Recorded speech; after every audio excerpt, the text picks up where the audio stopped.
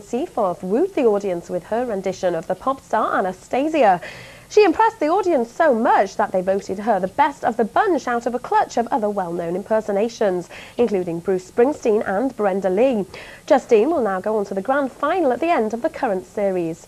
Well, Justine joined us in the studio earlier and she told Tony how it felt to be a Stars in Your Eyes winner. It's amazing. To be honest, it's a little bit surreal. I can't believe that last night I was on nearly every television in Britain. It's amazing. Now, you appear to be really stunned when you actually won. Were you actually genuinely surprised to have won the heat? I was surprised because I had some strong competition. There was a young lady who did Brenda Lee. Her name was Danielle, and she was smashing. And she was only 17, and she really did an excellent performance. So, I mean, how much practice did you actually have to put into the Anastasia act? Well, I actually knew in February that I got on the show, so I had until June when we actually recorded it to practice, but I couldn't practice it live in front of any audiences, so we couldn't give the game away. But I practiced a lot at home.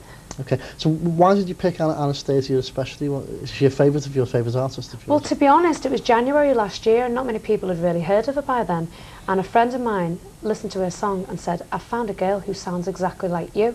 And I thought, this sounds all right. So I listened to the record and thought, I think she's copying me along the way.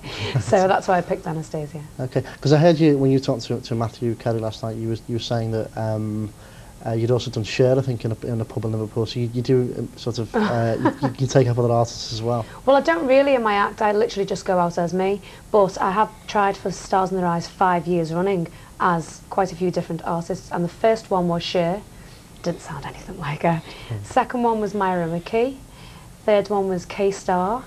And I did one more, Alanis Morissette. I got quite a few auditions, but all rejection letters. Okay. So, I mean, how does it differ performing live on television to just performing on stage? Does it feel different? Does it feel more nerve-wracking?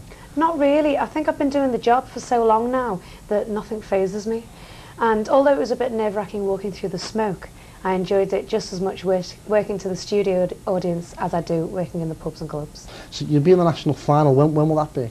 That's the 27th of April. Okay, and what do you think the chances are in that? I haven't seen the competition yet, unfortunately. Because I was the first show that was aired, I haven't got a clue who's going to be in the final, so I've got to watch on the edge of my seat for the next 10 weeks. Okay, and what about your sort of ambitions for the future? What would you see yourself doing in I don't know, 5, 10 years' time? Well, I've got quite a lot of original material. I work in the studio with at least 3 local writers, and I'm hoping that I can send it off in conjunction with the final, and hopefully record companies will watch me in the final and think, well, let's have a listen to how she sounds. Because I always think it's quite funny, because you go to a cabaret club or whatever and you'll see some really good acts, but not that many acts seem to make the crossover from that sort of cabaret circuit to, you know, to recording artist. I mean, why do you think that is? It's really hard. What is the record companies are basically looking for an image nowadays, not necessarily whether you can sing or not, because they can mess around with your voice in the studio anyway. So if they want real raw talent, they should go out to the clubs and have a look what's being sung around then. Quite right. So finally, will we see you on Pop Idol one year, do you think?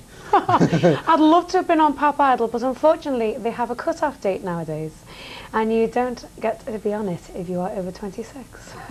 Okay, well, Justine, thank you for joining us. Thank you very much.